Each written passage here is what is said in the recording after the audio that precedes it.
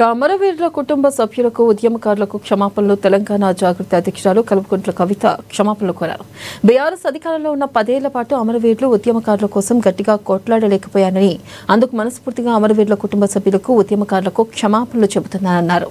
ఇక ఇవాళ ఉదయం జాగృతి జనం బాటా పేరుతో కవిత జిల్లాల పర్యటనకు బయలుదేరారు. ఈ పర్యటనకు ముందు నాంపల్లిలోని అమరవీరుల స్తూపం వద్ద కవిత నివాళులర్పించారు. తెలంగాణ ఉద్యమంలో అనేక మంది అమరులు అయ్యారని, ఇక తెచ్చుకున్న తెలంగాణ అమరుల ఆశయాలు నెరవేర్చడంలో ఎంతవరకు ముందుకెళ్లామో ఆలోచించుకోవాలన్నారు. ఇక అందరి కోసం సామాజిక తెలంగాణ రావాలనే ఉద్దేశంతో తాను 33 జిల్లాలు 119 అసెంబ్లీ నియోజకవర్గాల్లో పర్యటనకు బయలుదేరుతున్నానని, సామాజిక తెలంగాణ కోసం అంతా కలిసి రావాలని ప్రజలకు కవిత పిలుపునిచ్చారు.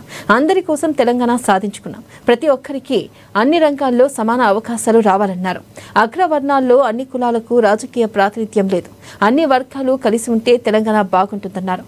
ఆత్మగౌరవంతో కూడిన తెలంగాణ ఉంటేనే అభివృద్ధి జరుగుతుందని, జిల్లాల్లో జరగాల్సిన అభివృద్ధి ఎక్కడ ఆగిపోయిందో అక్కడికి వెళ్లి పోరాటం చేస్తామని చెప్పారు. ఇక గతంలో జాగృతిలో పనిచేసిన వారికి స్వాగతం పలుకుతున్నా, మనస్పర్ధలు ఉంటే పక్కన పెట్టాలని కోరారు.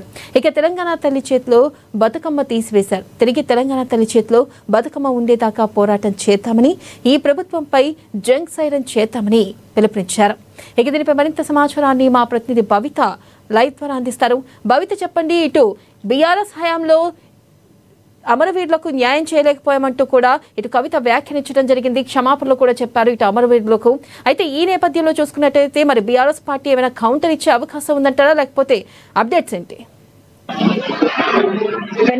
తెలంగాణలో సామాజిక తెలంగాణ మా విధానం కాదు నినాదం అంటే కూడా తెలంగాణ జాగృతి అధ్యక్షురాలు జనంబాట కార్యక్రమాన్ని ప్రారంభించారు. ఈ రోజు మొదట తన నివాసం నుంచి బయలుదేరి ఈ జనంబాట కార్యక్రమానికి ముందుగా గన్ పార్క్ దగ్గర ఉన్నటువంటి అమరవీరుల స్తూపానికి నివాళులు అర్పించారు. అక్కడ కవిత ప్రసంగించారు. అక్కడ కొన్ని కీలక వ్యాఖ్యలు చేశారు. సామాజిక తెలంగాణ ఏదైతే తెలంగాణ సాధించుకున్నామో, ఎంతో మంది అమరుల త్యాగాలతో సాధించుకున్నటువంటి తెలంగాణలో కేవలం భౌగోళిక తెలంగాణ సాధించుకున్నామే తప్ప సామాజిక తెలంగాణ సాధించుకోలేదు. పూర్తి స్థాయిలో సామాజిక తెలంగాణ సాధించుకున్నప్పుడే అమరుల ఆత్మలకు శాంతి చేకూరుతుందని చెప్పేసి కూడా కొన్ని ఘాటు వ్యాఖ్యలు చేశారు. నేను ఈ గన్ పార్క్ దగ్గర అమరవీరుల స్తూపం సాక్షిగా అమరవీరుల కుటుంబాలకు నేను క్షమాపణలు అడుగుతున్నా. ఏదైతే గతంలో 10 ఏళ్ల పాటు బీఆర్ఎస్ పాలించింది, ఆ బీఆర్ఎస్ పాలనలో నేను పూర్తి స్థాయిలో తెలంగాణ అమరవీరుల కుటుంబాలకు న్యాయం చేయలేకపోయానంటూ కూడా తను క్షమాపణలు అడిగినటువంటి సందర్భం కనబడుతుంది. నేను ఒక ఎంపీగా పనిచేశాను, ఎమ్మెల్సీగా పనిచేశాను, కానీ మంత్రిగా మీకు సేవలు అందించకపోయాను అంటూ కూడా కొన్ని కీలక వ్యాఖ్యలు చేసింది. అయితే దీనికి సంబంధించి పూర్తి స్థాయిలో ఏదైతే తెలంగాణ జాగృతి అధ్యక్షురాలుగా ఉన్నటువంటి కవిత బీఆర్ఎస్ పార్టీ నుంచి సస్పెండ్ అయిన తర్వాత కొన్ని కీలక నిర్ణయాలు తీసుకుంటుంది. ఒకవైపు బీఆర్ఎస్ కి ఆపోజిషన్ లో ఉంటూ కొన్ని కార్యక్రమాలు చేస్తుంది, వ్యతిరేకంగా నినాదాలు చేస్తూ వస్తున్నటువంటి సందర్భం చూస్తున్నాం. అయితే ఇప్పుడు తెలంగాణ జాగృతి అధ్యక్షురాలు కవిత పార్టీ పెట్టబోతుందా అనేటువంటి ప్రచారం జరుగుతున్నటువంటి సమయంలో గతంలో కేసీఆర్ కూడా పార్టీ పెట్టేటప్పుడు ఎంతో మంది మేధావులను, నాయకులను, చాలా మంది ప్రజలను కలిసి అందరి అభిప్రాయాల మేరకే పార్టీ పెట్టడం జరిగింది. నేను వాళ్ళ కుటుంబ సభ్యురాలుగా, వాళ్ళ బిడ్డగా, వాళ్ళ కూతురిగా నేను వాళ్ళని, అంటే నాకు రాజకీయ గురువుగా కేసీఆర్ ఉన్నాడు కాబట్టి వాళ్ళు ఫాలో అయినటువంటి విధానాలను నేను ఫాలో అవుతూ అంటూ కూడా కొన్ని కామెంట్స్ చేసింది. అయితే దీనికి అనుగుణంగా ఏదైతే జాగృతి అధ్యక్షులు కవిత పార్టీ పెట్టబోతున్నా అనే అంశానికి సంబంధించి మొదట నేను ఒక జనంబాట కార్యక్రమాన్ని తీసుకోబోతున్నాను. 33 జిల్లాలు 119 నియోజకవర్గాలకు సంబంధించి మొత్తం 33 జిల్లాలలో 4 నెలల పాటు జనంబాట కార్యక్రమాన్ని చేయబోతున్నాను. పూర్తి స్థాయిలో ఏదైతే 33 జిల్లాలకు సంబంధించి ఈ 4 నెలల్లో ఈ రోజు ప్రారంభమైనటువంటి జనంబాట కార్యక్రమము ఫిబ్రవరి 13న ముగుస్తుందని చెప్పేసి కూడా చెప్పడం జరిగింది. అయితే ఈ బాటకు సంబంధించి తన జిల్లా అయినటువంటి నిజామాబాద్ జిల్లా నుంచి తను ఈ జనంబాట కార్యక్రమాన్ని ప్రారంభించారు. ఉదయం తన నివాసం నుంచి బయలుదేరిన తర్వాత అమరవీరుల స్తూపం దగ్గర నివాళులు అర్పించి నిజామాబాద్ బయలుదేరి వెళ్లారు. అయితే ఈ రోజు రేపు ఎల్లుండి వరకు దాదాపు అంటే ఒక నియోజకవర్గంలో పూర్తి స్థాయిలో 2 రోజుల పాటు పర్యటనలు చేయబోతుంది కవిత.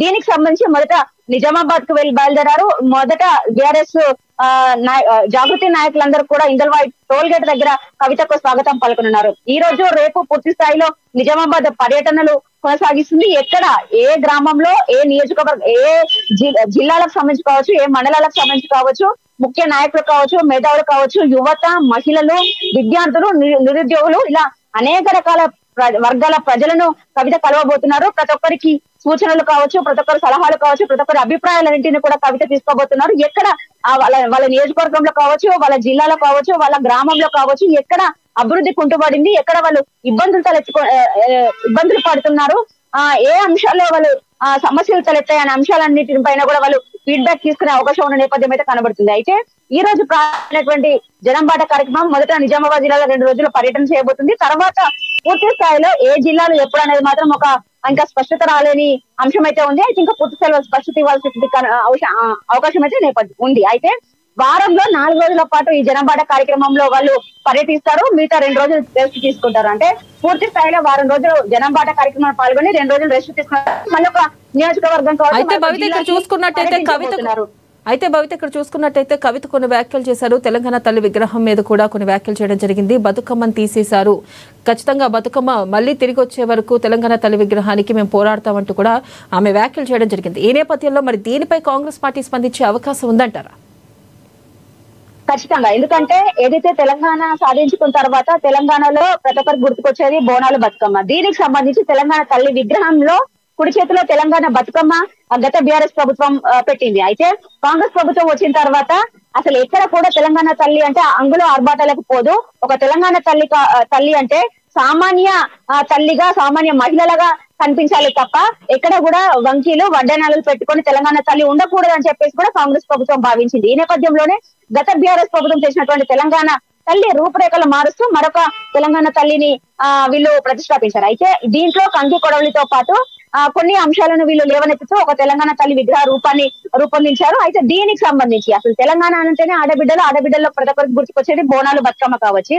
తెలంగాణ తల్లిలో బతుకమ్మను తీసేయడం అంటేనే కాంగ్రెస్ చేసినటువంటి అంటే వ్యతిరేక విధానాలకు క్లియర్ గా అర్థమవుతుంది. ఖచ్చితంగా మరొకసారి ఏదైతే ప్రజలకు, తెలంగాణ ప్రజలకు కావచ్చు, నిరుద్యోగులకు కావచ్చు, అనేకమైనటువంటి వాదాలు చేసిన కాంగ్రెస్ పార్టీ ప్రజలను మోసం చేస్తుంది. ఈ కాంగ్రెస్ పార్టీని మరొకసారి గద్దెదించి మన తెలంగాణ తల్లిని, మన బతుకమ్మను తెచ్చుకునేంత వరకు కూడా ఈ జాగృతి పోరాటం చేస్తున్నటువంటి అంశాన్ని కూడా వాళ్ళు లేవతున్నటువంటి సందర్భంలో ఖచ్చితంగా అటు అంటే బీఆర్ఎస్ పైన చేసినటువంటి కామెంట్స్ కావచ్చు, ఏదైతే అంటే తెలంగాణ సాధించుకుంటే సామాజిక తెలంగాణ సాధించుకోవాలి, అన్ని వర్గాల ప్రజలు, కేవలం ఎస్సీలు, ఎస్టీలు, బీసీలే కాదు ఓసీలలో కూడా చాలా మంది పేదలు ఉన్నారు.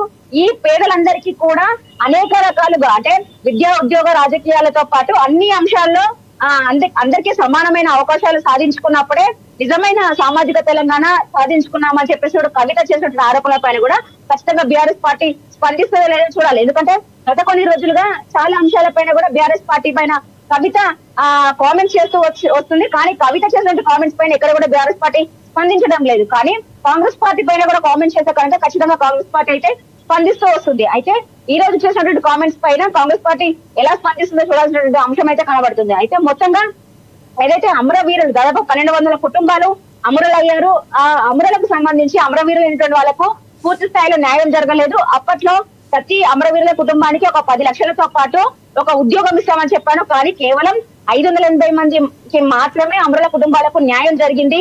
కొంతమందికి మాత్రము ఎమ్మెల్యేలు, ఎమ్మెల్సీలు ఇట్లా రాజకీయాల్లో కొంత అవకాశాలు కల్పించారు తప్ప పూర్తి స్థాయిలో మిగతా 1200 ఉన్నటువంటి 580 కాకుండా మిగతా వాళ్ళందరికీ కూడా ఎక్కడ కూడా న్యాయం జరగలేదు. కాబట్టి నేను క్షమాపణను కోరుతున్నా. ఏదైతే తెలంగాణ సాధించుకున్నదే మనకు కావాల్సినటువంటి వాటాల కోసము, నీళ్లు నిధులు నియామకాల కోసము, అయితే తెలంగాణ కోసం అమరైనటువంటి వాళ్ళకే న్యాయం చేయలేకపోయామంటూ కూడా కొంత ఆమె క్షమాపణను అడుగుతున్నా అన్నటువంటి ఒక అంశాన్ని కూడా ఈ రోజు మాట్లాడినటువంటి సందర్భం అయితే కనబడుతుంది. పూర్తి స్థాయిలో ఈ జనంబాట కార్యక్రమంలో మాత్రం ప్రజల యొక్క అభిప్రాయాలు, వాళ్ళ యొక్క సలహాలు, సూచనలు తీసుకోవడంతో పాటు ఎక్కడ అభివృద్ధి కుంటుపడింది, ఎక్కడ తెలంగాణ సమాజం ఇబ్బంది పడుతుంది, ఎక్కడ సమస్యలు ఎదురవుతున్నాయో అక్కడి నుంచి పోరాటం చేస్తాము. ఖచ్చితంగా పూర్తి స్థాయిలో సామాజిక తెలంగాణ తెచ్చుకున్నంత వరకు కూడా జాగృతి పోరుబాట అసలు ఆగే ప్రసక్తే లేదు. అన్ని అంశాల్లో అన్ని వర్గాల ప్రజలకు న్యాయం చేరే వరకు కూడా జాగృతి పోరాటం చేస్తుందని చెప్పేసి చెప్పడం జరిగింది. రైట్, థ్యాంక్ యూ భవిత.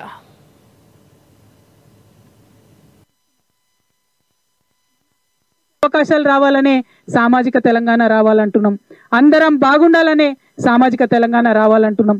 దానికోసమే ఇవాళ జనం బాట పట్టినాం. ప్రజల దగ్గరికి వెళ్తాం, తెలంగాణ వ్యాప్తంగా పర్యటనలు చేస్తాం. ఎక్కడెక్కడ తెలంగాణ ఇంటలెక్చువల్స్ ఉన్నారో, తెలంగాణ మేధావులు ఉన్నారో వారందరినీ కలుస్తాం. తెలంగాణలో అనేక సమాజాల్లో ఉన్నటువంటి ప్రతి ఒక్కరిని కలుస్తాం.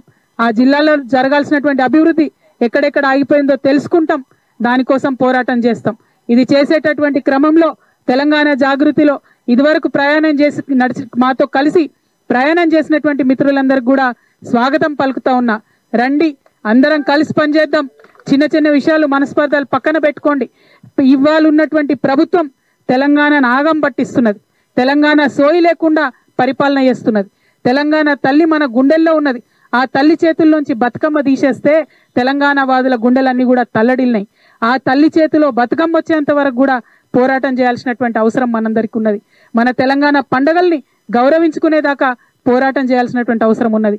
తెలంగాణ ప్రాంతాలను ఈ ప్రభుత్వం విస్మరిస్తున్నది. మన ప్రాంతేతరులకు ఉద్యోగాలు రావద్దనే 95% ప్రెసిడెన్షియల్ ఆర్డర్ సాధించుకున్నాం. ఇవాళ హర్యానాకు సంబంధించిన వాళ్ళకి ఇక్కడ ఉద్యోగాలు వస్తున్నాయి, పక్క రాష్ట్రాలకు సంబంధించిన వాళ్ళకి ఇక్కడ ఉద్యోగాలు వస్తున్నాయి. ఆ అన్యాయాన్ని చూసుకుంటూ జాగృతి ఉండదు కాబట్టి ఖచ్చితంగా ఆ ఉద్యోగ